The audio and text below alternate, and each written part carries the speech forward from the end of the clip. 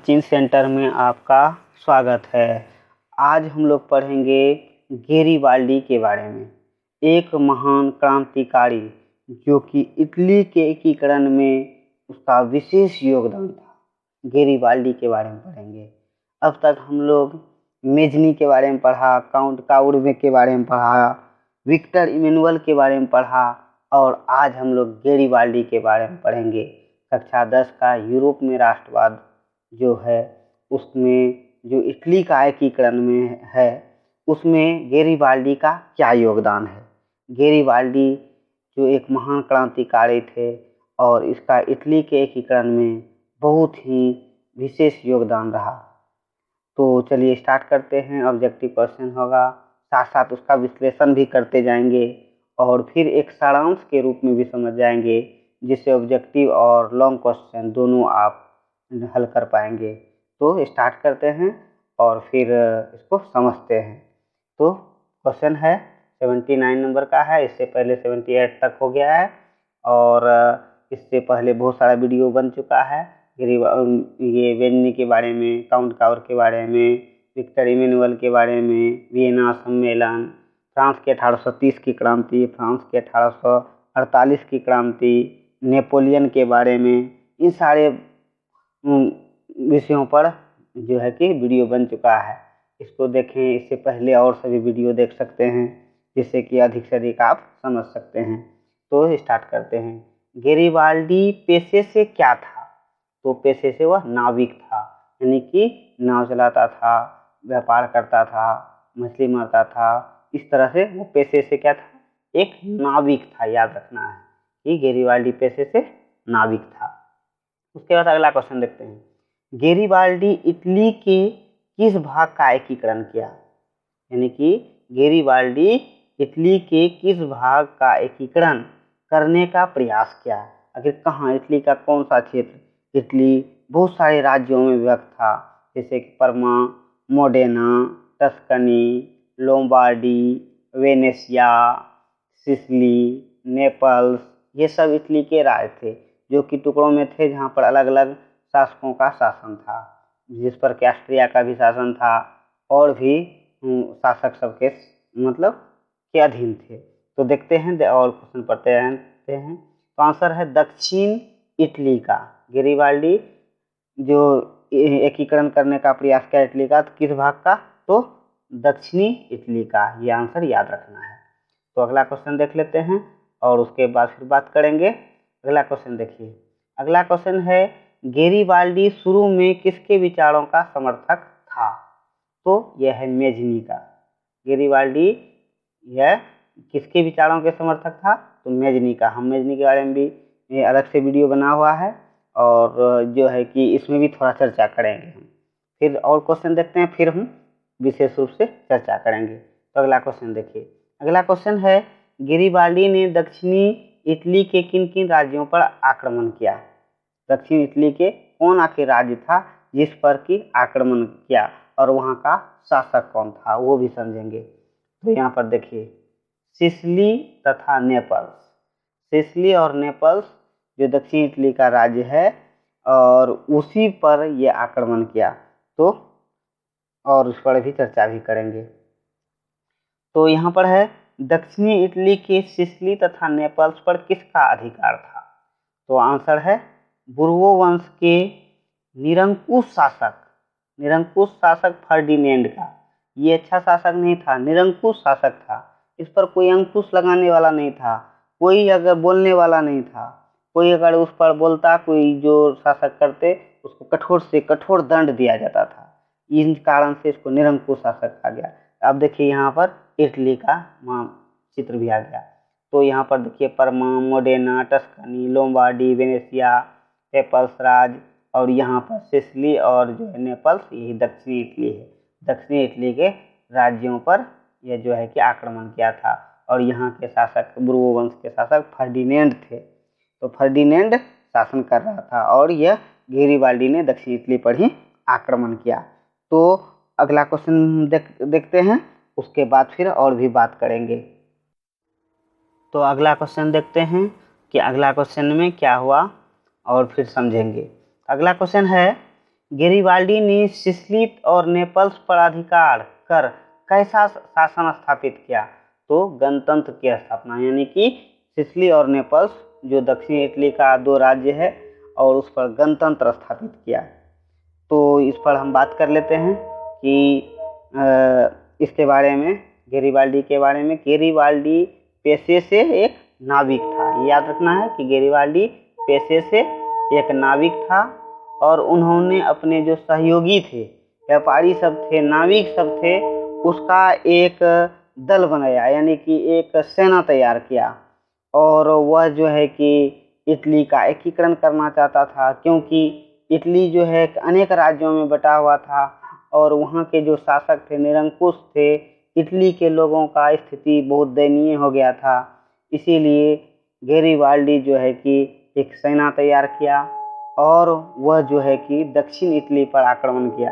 तो इटली ये मानचित्र है और ये दक्षिण इटली है। और वहाँ पर शासक जो थे बुर्बो वंश के शासक फर्डिनेंड जो है कि शासन कर रहे थे। जब वियना सम्मेलन हुआ था तो वियना सम्मेलन के तहत सिसिली और नेपल्स को फर्डिनेंड को दे दिया गया था। जो वियना सम्मेलन अभी तक नहीं देखे हैं वो जाके वीडियो में वियना सम्मेलन के बारे में देखें। वियना सम्मेलन के बारे में जो नहीं देखे हैं वो वियना सम्मेलन के बारे में देखें और समझें। अगला क्वेश्चन देख लेते हैं। अगला क्वेश्चन है कि गेरिबाल्डी ने रोम आक्रमण की योजना कब बनाई? तो याद रखना है 1862 ईस्वी में। गेरिबाल्डी ने रोम आक्रमण की योजना कब बनाई? तो 1862 ईस्वी में, जब वह दक्षिण इटली पर अधिकार कर लिया, यानी पर वहाँ आक्रमण किया। और दक्षिण इटली जो सिसिली नेपल्स के जनता ने भी गेरिबाल्डी का पूरा समर्थन किया और फर्डिनेंड का विरोध किया। फर्डिनेंड को हटा करके गेरिबाल्डी अधिकार कर लिया और वहाँ पर गणतंत्र स्थापित किया। और उसके बाद गेरिबाल्डी रोम आक्रमण का योजना बनाई। रोम पर पोप का शासन था, वहाँ पर आक्रमण करने, अधिकार करने का योजना बनाई। तो देखिए आगे क्या हुआ तब फिर समझेंगे। गेरिबाल्डी ने रोम अभियान का विरोध किसने किया? गेरिबाल्डी के रोम अभियान का विरोध किसने किया? तो काउंट कावूर ने। इसको समझते हैं कि ये रोम अभियान का विरोध आखिर काउंट कावूर क्यों किया और क्या हुआ, इससे क्या परिणाम हुआ। तो गेरिबाल्डी जब रोम का अभियान बनाया तो इससे काउंट कावूर ने इसको रोका। इसका जब गेरिबाल्डी दक्षिण इटली के सिसिली और नेपल्स पर आक्रमण किया था और कब्जा कर लिया, तो काउंट कावूर और जो विक्टर इमैनुअल थे वो सब शासक ने गेरिबाल्डी का जो है कि समर्थन किया था। लेकिन जब गेरिबाल्डी ने रोम आक्रमण की योजना बनाई तब काउंट कावूर ने इसका विरोध किया। इसका कारण ये है कि काउंट कावूर एक महान कूटनीतिज्ञ थे और वह जो है कि इससे क्या परिणाम होता उसके बारे में जानते थे। तो गेरिबाल्डी ने क्या किया कि जब रोम अभियान बनाया तो काउंट कावूर ने उसका विरोध किया, इसलिए कि पोप जो थे रोम पर चर्च के तहत शासन कर रहे थे, जो कि धर्म के आधार पर शासन कर रहे थे। अगर रोम पर आक्रमण होता तो धर्म, चर्च ईसाई धर्म को मानने वाले जो भी थे वो विरोध में हो जाते और जिससे कि बुरा परिणाम होता, इटली का एकीकरण नहीं हो पाता। इसीलिए काउंट कावूर ने गेरिबाल्डी का विरोध किया। अगला क्वेश्चन देखते हैं फिर और समझेंगे। अगला क्वेश्चन है, गेरिबाल्डी के रोम अभियान का विरोध तो ही गया, काउंट कावूर ने किया। उसके बाद देखिए रोम की रक्षा के लिए किसने अपनी सेना भेजी? तो काउंट कावूर ने। जब गेरिबाल्डी अपना सेना भेजने लगा तो काउंट कावूर ने भी अपनी सेना भेज करके उसको रोकने के लिए, इससे बुरा परिणाम होगा, क्योंकि काउंट कावूर इटली का एकीकरण सफल तरीके से करना चाहता था। इसीलिए उन्होंने क्या किया कि अपनी सेना भेज दी। अगला क्वेश्चन देख लीजिए। तो अगला क्वेश्चन में क्या है कि गेरिबाल्डी जो अपनी सेना भेज दिया तो उसके बाद क्या हुआ। अगला क्वेश्चन है, गेरिबाल्डी की भेंट किससे हुई? तो काउंट काबूर से गेरिबाल्डी की भेंट काउंट काबूर से हुई कि गेरिबाल्डी अपनी सेना रोम अभियान के लिए भेज दिया और काउंट काबूर उसे रोकने के लिए अपनी सेना भेज दी। तो रास्ते में एक जगह क्या हुआ, काउंट काबूर और गेरिबाल्डी की भेंट हो गई। अब देखिए उसके बाद क्या हुआ, काउंट काबूर ने इसको गेरिबाल्डी को कैसे समझाया और इससे क्या परिणाम हुआ। तो पहले गेरिबाल्डी मेजनी के विचारों के समर्थक थे। मेजनी एक वो भी इटली के एकीकरण में उसका विशेष योगदान रहा। वह जो है कि सेनाओं के माध्यम से इटली का एकीकरण करना चाहता था और मेजनी का भी एकीकरण में विशेष योगदान रहा। तो गेरिबाल्डी भी मेजनी के विचारों के समर्थक थे। जिस तरह से मेजनी इटली का एकीकरण करना चाहता था, गेरिबाल्डी भी उसी तरह से आक्रमण करके सेना द्वारा अधिकार करके इटली का एकीकरण करना चाहता था। लेकिन जब काउंट काबूर से भेंट हुई तो देखिए क्या हुआ कि इसका क्या हुआ कि विचार बदल गया। काउंट काबूर के प्रभाव में ये गेरिबाल्डी आ गया और अपना जो है कि विचार बदल दिया और मेजनी के विचार को छोड़ करके काबूर के विचारों से प्रभावित हो गया। अगला क्वेश्चन देखते हैं और फिर समझेंगे। अगला क्वेश्चन है, काउंट काबूर से मिलने के बाद गेरिबाल्डी ने क्या किया। तो यहाँ देखिए आंसर में रोम अभियान को त्याग दिया। जब रोम अभियान के लिए निकला था तो वह जो है गेरिबाल्डी जब काउंट काबूर से मिला और जब काउंट काबूर को समझाया, काउंट काबूर ने गेरिबाल्डी को समझाया और तब क्या किया कि वो काउंट काबूर से प्रभावित होकर के रोम अभियान को त्याग दिया। उसके बाद देखिए आगे क्या हुआ। आगे देखिए क्या आगे है कि गेरिबाल्डी ने अपना सब कुछ किसे सौंप दिया और उसी समय से गेरिबाल्डी का विचार बदल गया और वह जो है कि सारा कुछ त्यागने के लिए तैयार हो गया और वह अपना सब कुछ अपना जो है कि अधिकार किया हुआ सिसिली नेपल्स पर जो शासन कर रहा था, वो अपना जो सारा संपत्ति था वो ये सारा क्या हुआ विक्टर इमैनुअल को सौंप दिया, जो कि सार्डिनिया पिगमाउंट के नए शासक थे और गेरिबाल्डी भी उसी को शासक मानते थे और उसी को यह अपना सब कुछ अपना जो है कि दक्षिणी इटली का सिसिली नेपल्स तथा अपना सारा जो संपत्ति था वो सब कुछ विक्टर इमैनुअल को सौंप दिया। उसके बाद देखिए क्या हुआ, गेरिबाल्डी अपना सब कुछ देकर किस तरह जीवन व्यतीत करने लगा। साधारण किसान की भांति वो क्या किया कि सब कुछ दे दिया और वो बोला कि अब हम किसी तरह का शासन नहीं करेंगे, कोई भी जो है कि राजनीति या एकीकरण या किसी तरह के राजनीति मामलों में हम हस्तक्षेप नहीं करेंगे और हम अब साधारण जीवन व्यतीत करेंगे। इसीलिए अपना सारा कुछ सार्डिनिया पिगमाउंट के जो शासक विक्टर इमैनुअल थे उससे सौंप दिया। ये प्रभाव काउंट काबूर से मिलने के बाद हुआ और वह गेरिबाल्डी साधारण किसान की भांति जीवन व्यतीत करने लगा। उसके बाद अगला क्वेश्चन देखिए, लाला लाजपत राय ने किसकी जीवनी लिखी। तो आंसर है गेरिबाल्डी की। और यह जो है कि लाला लाजपत राय जो भारत के महान एक क्रांतिकारी थे, उन्होंने क्या किए गेरिबाल्डी की जीवनी लिखी कि भारत में जो आंदोलन चल रहा था उस समय गेरिबाल्डी के जीवनी का यहाँ पर वर्णन किया गया। उससे कुछ सीख, त्याग और बलिदान का भावना का सीख लेने के लिए लाला लाजपत राय ने गेरिबाल्डी की जीवनी लिखी। तो देखते हैं अगला क्वेश्चन। अगला क्वेश्चन है, काउंट काबूर की मृत्यु कब हुई। 1862 ईस्वी में दुर्भाग्यवश काउंट काबूर की मृत्यु हो गई और जिसके कारण पूरा इटली का एकीकरण नहीं हो पाया और देख पाया काउंट काबूर। लगभग इटली का तो एकीकरण कर दिया था, सिर्फ दक्षिणी इटली और रोम बचा हुआ था। वो दक्षिणी इटली वो भी गेरिबाल्डी ने पूरा कर दिया और सिर्फ रोम बचा था, यानी कि पूरा इटली का एकीकरण नहीं कर पाया। तो उसके बाद देखिए क्या हुआ। अगला क्वेश्चन देखते हैं। अगला क्वेश्चन देखिए, अगला क्वेश्चन है, शेष इटली एकीकरण किसने किया, यानी शेष इटली का एकीकरण किसने किया। तो इसका देखते हैं कि किसने किया। तो विक्टर इमैनुअल ने शेष इटली का एकीकरण किया, क्योंकि काउंट काबूर की मृत्यु हो गई, गेरिबाल्डी संन्यास ले लिया और लगभग इटली का एकीकरण हो गया था। सिर्फ ये लोम्बार्डी और रोम बचा हुआ था, जिसका एकीकरण किसने किया? तो ये एकीकरण किया ये विक्टर इमैनुअल, जो सार्डिनिया पिगमाउंट के शासक थे। तो अब देखते हैं कि संपूर्ण इटली का एकीकरण कब तक हुआ। तो अगला क्वेश्चन है, संपूर्ण इटली का एकीकरण कब तक पूर्ण हुआ? तो 1871 ईस्वी तक में, यानी कि 1871 ईस्वी तक में संपूर्ण इटली का एकीकरण हो गया था। 1862 में काउंट काउर की मृत्यु हुई। शेष इटली जो बचा उसका एकीकरण विक्टर इमैनुअल ने खुद अपने से किया। तो संपूर्ण इटली का एकीकरण 1871 ईस्वी तक हुआ। तथा इटली के एकीकरण में किसका किसका योगदान रहा? तो इटली के एकीकरण में देखिए योगदान को देखते हैं। तो योगदान था मेजनी का, काउंट काउर का, गेरिबाल्डी का तथा विक्टर इमैनुअल का।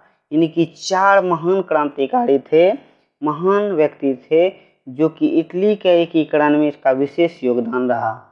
मेजनी का भी उतना ही था, क्योंकि नवीन इटली का योगदान में इसका विशेष योगदान था। काउंट काउर के सफल कूटनीतिज्ञ से इटली का एकीकरण हो पाया। और विक्टर इमैनुअल एक ऐसे शासक थे जो कि राष्ट्रवादी विचारधारा के थे और इसका पूरा एकीकरण करना चाहते थे। और इससे और गेरिबाल्डी भी क्रांतिकारी थे। ये 4 मिलकर के इटली का एकीकरण को पूर्ण किया।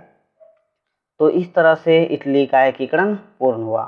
तो अब है कि इटली का एकीकरण में ये गेरिबाल्डी के बारे में हो गया। इसको थोड़ा सारांश के रूप में हम समझते हैं कि सारांश के रूप में क्या हुआ। तो गेरिबाल्डी याद रखना है कि पेशे से नाविक था और वह इटली का एकीकरण करना चाहता था, याद रखना है।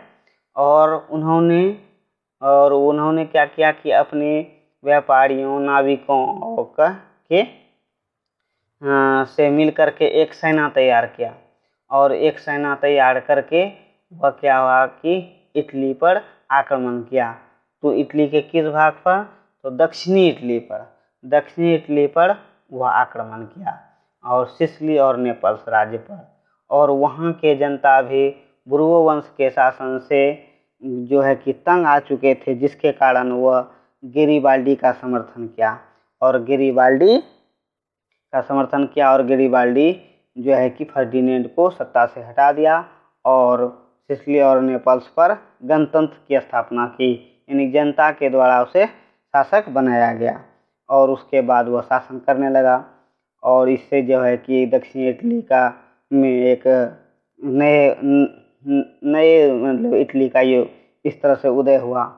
उसके बाद गेरिबाल्डी ने क्या किया कि रोम अभियान बनाया।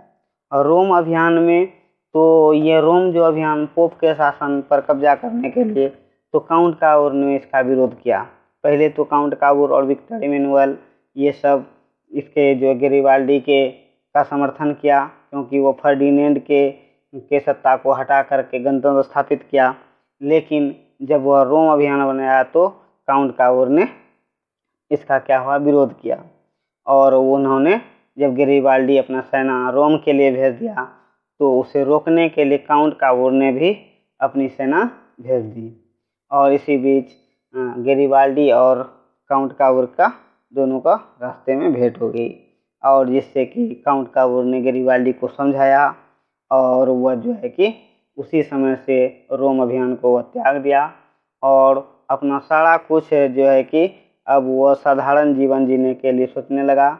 और वह सब कुछ अपना संपत्ति और अधिकार किए हुए राज्य जो थे सिसिली और नेपल्स और सारा संपत्ति राष्ट्र को दे दिया, यानी कि विक्टर इमैनुअल को सौंप दिया। और साधारण जीवन जीने के लिए व्यतीत करने के किसान की भांति जीवन व्यतीत करने का अपना विचार बना लिया। पहले तो वह मेजनी के विचारों के समर्थक था, उसके बाद काउंट काउर के विचारों का समर्थक बन गया। इस तरह से इटली का एकीकरण में गेरिबाल्डी का भी योगदान था। इस तरह से गेरिबाल्डी ने इटली का एकीकरण में इसका अपना योगदान दिया। तो इस तरह से Mazzini, Count Cavour, Victor Emmanuel और गेरिबाल्डी ये 4 महान क्रांतिकारी कहिए, व्यक्ति कहिए, मिल करके इटली का एकीकरण को पूर्ण किया, जिससे कि इटली एक राज्य यानी कि एक राष्ट्र के रूप में संगठित हुआ और इस तरह से इटली का एकीकरण पूर्ण हुआ। तो इस तरह से याद रखना है गेरिबाल्डी के बारे में। फिर काउंट कार्लो के बारे में पढ़िए, मेजनी के बारे में पढ़िए, विक्टर इमैनुअल के बारे में पढ़िए, वियना सम्मेलन के बारे में पढ़िए, जो कि अलग अलग वीडियो में दिखाया गया है। तो आप एक एक करके सभी वीडियो देखिए, एक बार नहीं 2 बार 3 बार देखिए, उसको समझिए और उसको एक सारांश के रूप में भी याद रखिए, ऑब्जेक्टिव के रूप में भी याद रखिए, जिससे आप उसको लॉन्ग क्वेश्चन भी बना सकते हैं, ऑब्जेक्टिव बना सकते हैं, जिससे कि आप बोर्ड के एग्ज़ाम में 100% नंबर ला सकते हैं। एक एक करके सीरीज चलता जाएगा, इतिहास, भूगोल, नागरिक शास्त्र, अर्थशास्त्र और फिर साइंस का भी होगा, फिर मैथ का भी होगा। एक एक करके सीरीज चलते रहेगा। इसीलिए जो कोई इस हमारे चैनल को सब्सक्राइब नहीं किए हैं, सब्सक्राइब कर लीजिए, वीडियो को लाइक कीजिए।